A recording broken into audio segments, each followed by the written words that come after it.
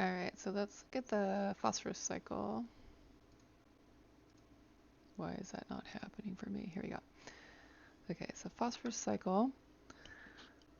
This one's, a lot of people said they were confused on this one, but this one's kind of basic. So really, phosphorus is in our DNA, that sugar phosphate backbone. So that when we see the DNA strand, this part is called the backbone, and that's a sugar and a phosphate. So without phosphorus, we don't even have DNA. So that's kind of an important thing. Phosphate is also in our bones, teeth, which are bones. Um, it filters through our blood and our kidneys. We need it to help run our systems. Our energy, that ATP, that P is phosphorus, and that's our energy. So we get glucose, gets broken down into ATP. That's why we learned about the mitochondria, the powerhouse of the cell, because that is what creates this ATP, which again, there's phosphorus it's part of. So yeah, here's the molecule of ATP down here. So it is really important to our bodies that we have it. However, it's extremely limited. It's not just out there like nitrogen is in the atmosphere.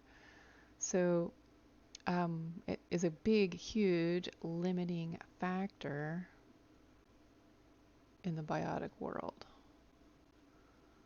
If we had more phosphorus, we'd have way more growth for all of the organisms.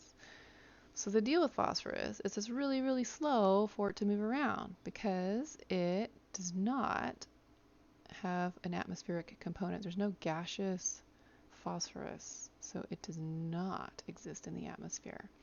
So where is it? It's in rocks, in phosphate rocks. Phosphate is the rock.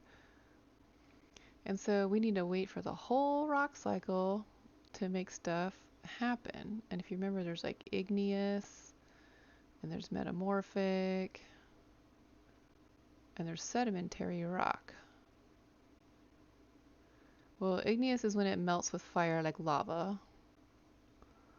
Metamorphic is when it's just switching from one version to the other, and sedimentary is where the fossils are and it sits there forever. So it's long-term storage.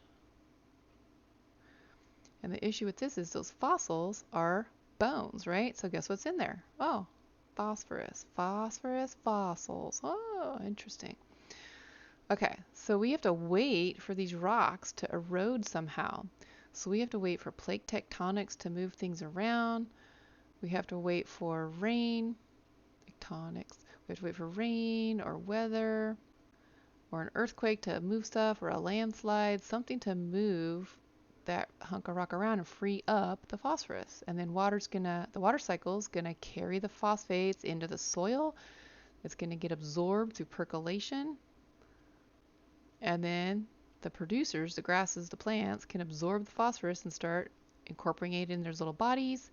And then we can eat it and we'll get the phosphorus. So it's quite a long wait for us for it to have some phosphorus come along. Okay, so the point is there's a lot of sinks in phosphorus, right? The ocean's going to get a lot of sediments. Rock is going to have a lot of storage in it. And then we're going to have to wait for the weathering and the tectonics and all that to come and move it around. So if you look at this map, so plants have it, and animals have it, so we can eat them. That'll give us humans some phosphorus. But then all the living things decompose. They have to make their way into the soil.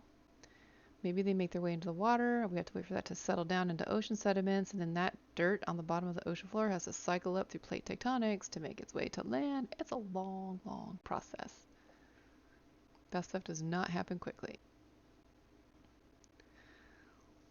So you can see where there's some sediment. So phosphorus isn't just in any dirt. It's only in specific dirt, sedimentary dirt, because that's where the fossils are and the bones have the phosphorus. So you can't just go out anywhere and dig in your dirt and hope there's phosphorus. It's in specific places. So that makes it even more of a limiting factor. There's limited phosphorus on our planet.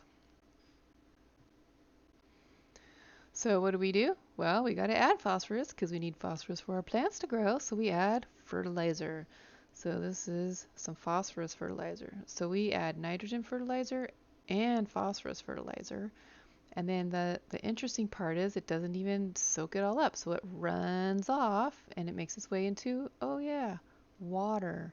And then we have the same story as we had for nitrogen. We get eutrophication happening,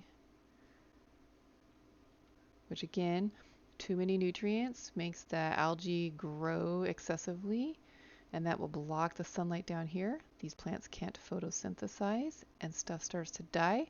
So the decomposers get to work and start decomposing the dead material, but that takes up more oxygen.